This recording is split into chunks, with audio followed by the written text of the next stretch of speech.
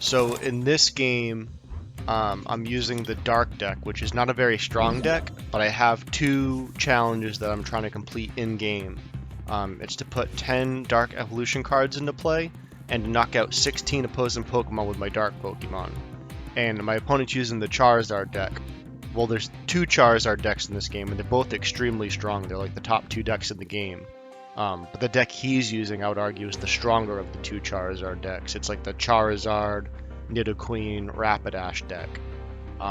So I have little to no chance of winning unless I get a really good hand and set up quickly, and he gets a really bad hand where I just like knock out a Charmander and win the game. So I start with Oranguru, which is not a good start Pokemon because he needs 3 energy cards to attack, and he can't retreat unless he has 2.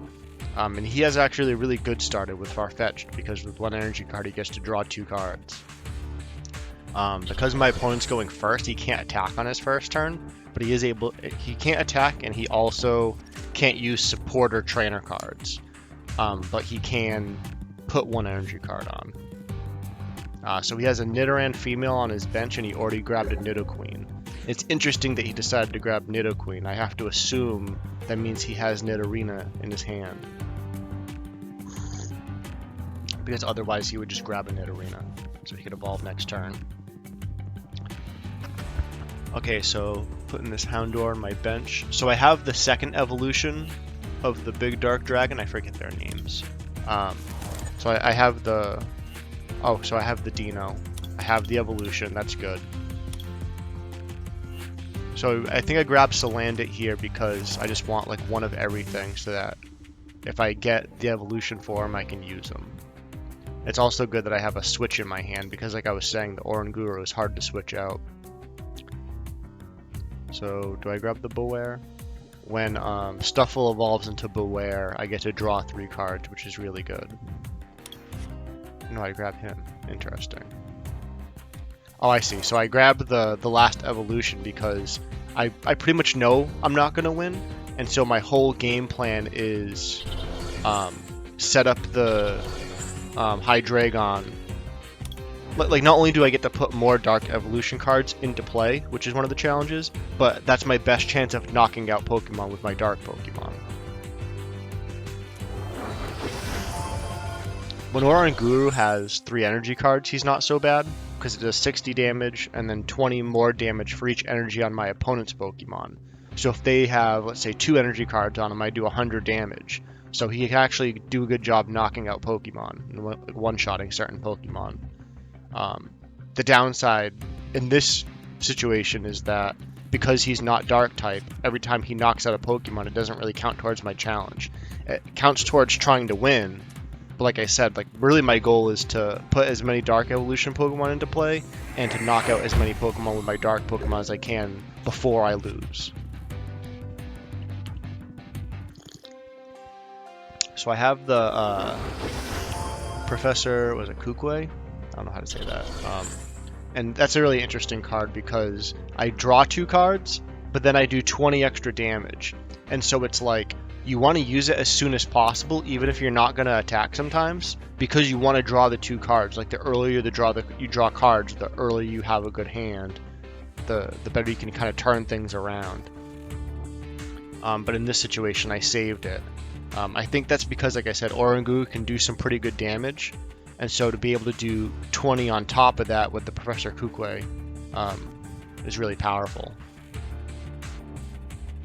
And also, I think right now the only thing I really need is energy cards, so it doesn't really matter if I have them right now, because I put an energy card on my last turn. But this next turn, I'm going to evolve into Hydreigon, and then, whether or not I get an energy card is going to help me decide whether to use the Professor.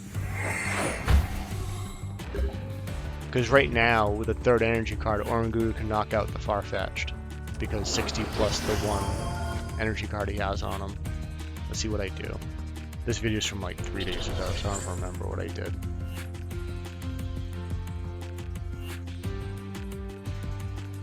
And it would be smart for me to knock this thing out with Oranguru because he has the I think it's called the Wishing Baton. And so what that does is when Oranguru gets knocked out, I get to move 3 energy cards from Oranguru to somebody else. So that means my Hydreigon's already set up to do 120 damage.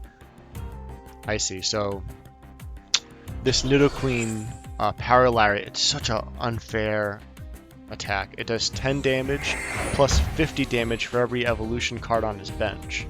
So if he has 2 evolution cards on the bench, he does 110 damage. So right here, the Timer Ball, if he gets Rapidash or... yeah, he gets 1.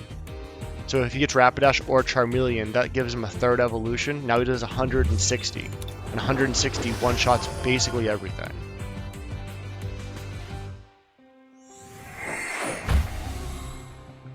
Yeah, and he has the Rapidash. The Rapidash is really strong because 2 energy cards does 60 damage, and then he flips a coin. If heads, then Rapidash doesn't take any damage.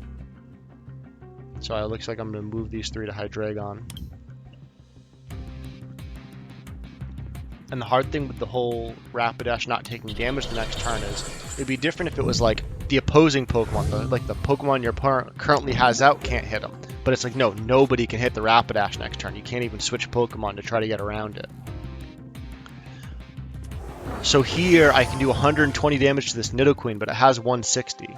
So I think my idea here is to use the Professor to do 140 so that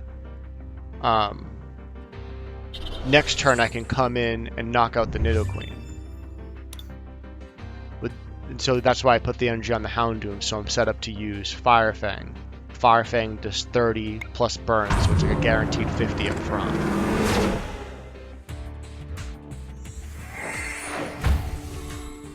So there, with Dark Destruction, I have the option to remove an energy card from my opponent. And I did that because Power Lariat's going to knock me out anyways, so it doesn't matter how many energy cards are on Hydreigon. But there is a slim chance that he doesn't have any fire energy cards, which I didn't really believe it, but it's like, well, it's a Hail Mary pass. It's like it's a possibility that I survive one more turn. So then I think once he knocks out my Hydreigon, I think I went to Houndoom and knocked out the Nidoqueen. And as I was doing it, I was thinking, oh, in hindsight, I should have used Salandit and burned him because he only needed 20 more damage. Like, let the Salandit get knocked out and then bring in the Houndoom later. But also, just knocking out the Nidoqueen with the Houndoom gives me 1 knockout with a Dark type, which is good for the challenge. Because there's a possibility that the Salandit knocks out the Nidoqueen, and then I bring out Houndoom, and I don't get to knock out anything because he has a Charizard on his bench already. So I think I grabbed this Dino here. Like I'm already in a really bad spot. Like I'm losing, and so I think I grabbed the Dino to be like, just in case, like, somehow I get more time to try to set things up. I can try to make a comeback and like get another Hydreigon set up, but again, I didn't really believe I would have that opportunity in this battle. So it's interesting that he brings out this Charmeleon, because I would have expected him just to bring out the Charizard and just start knocking things out. Because the Charizard does, I believe it's 30 damage, discard all the fire energy cards, and you do an extra 50 for those. So with 2 energy cards, you do 130. And then Charizard has the ability where he hearts himself 20, and you can put 2 fire energy cards from your deck onto Charizard, which is such a powerful ability. I really feel like it would be more reasonable if either you only get to do 1 energy card. That way it's like, oh, the 1 energy card from the deck plus the 1 energy card you're allowed to use for your turn. That way, while you're using Charizard, you have no opportunity of setting up your Pokemon on your bench. And also, if you don't have any fire energy cards in your hand, even if you use that ability, you don't get to attack that turn. And then also, hurting yourself 20, like, because Charizard has 150, like, hurting yourself 20 is such a small amount of damage. Like, it's so worth it. So that basically when people use this deck, they just never put energy cards on Charizard. Charizard usually gets all his energy cards from the ability.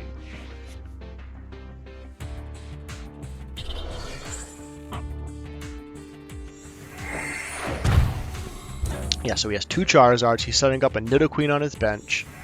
He has a Rapidash he hasn't even had to use. Like, this match is just unwinnable. The deck I'm using just doesn't have the power to fight his deck once he's set up. Like I said, the only way I was going to win this was to get like an early Hydreigon and just start knocking out his basic or once evolved Pokemon. Because once he has a Nidoqueen and a Charizard, or even a Rapidash, getting some luck with the agility, it becomes unwinnable. Yeah, so he has 2 more prizes, and he's just going to one-shot everything. And so here I'm putting the energy card on Dino. It doesn't really matter. Because my challenges are to put evolution cards into play and to knock out Pokemon, it doesn't really matter. I'm in a position where I really can't knock out this Charizard.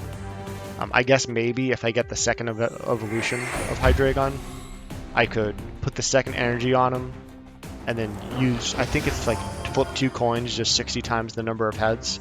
So like if I get heads twice, I theoretically can knock out a Charizard before I die.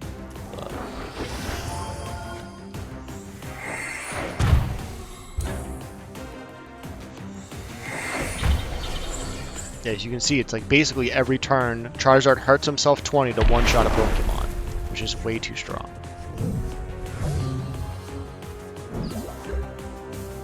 And honestly, that's like there's 3 reasons I think this is the strongest deck in the game. It's like the Charizard's too strong, the Nidoqueen's too strong, and the Rapidash is too...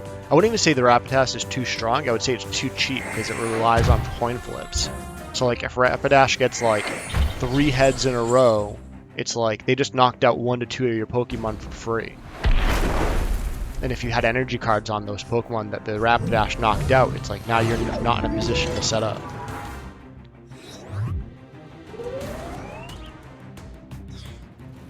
So you can see here I'm getting some of my things done.